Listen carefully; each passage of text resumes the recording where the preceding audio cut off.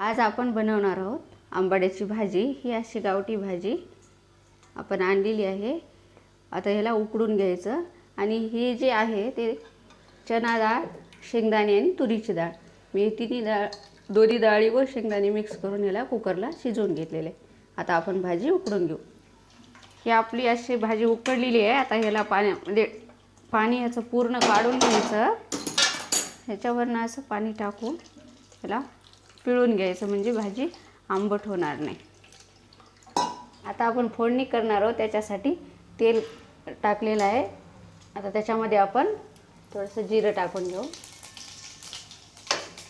जिरं झाल्यानंतर थोडंसं लसूण, ते थोडी कोथिंबीर सुद्धा टाकलेली आहे त्याच्यामध्ये मी। कांदा टाकून घ्यायचा,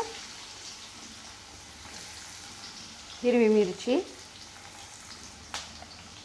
मी भाजीमध्ये ठेचा टाकणार नाही, मिरचीच कट करून टाकणार आहे। ते थोडं 5 मिनिटं याला तळल्यानंतर त्याच्यामध्ये आपण भाजी टाकून घेणार आहोत। हे बघा, आपण असं कांदा तळून घेतलेला आहे, जास्त लाल नाही होऊ द्यायचा। आता त्याच्यामध्ये आपण थोडंसं बाकी मसाले टाकणार आहोत। हळद,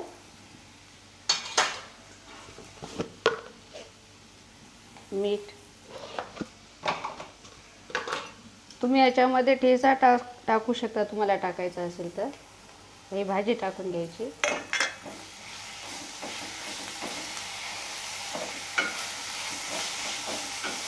पूर्ण भाजी अशी छान मिक्स करून घ्यायची।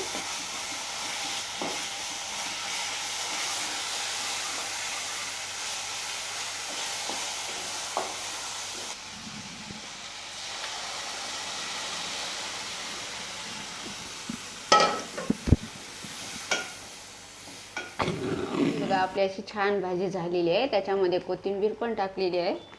तर आपली ही खाण्यासाठी आता तयार आहे भाजी। व्हिडिओ कसा वाटला ते कमेंट करून नक्की सांगा।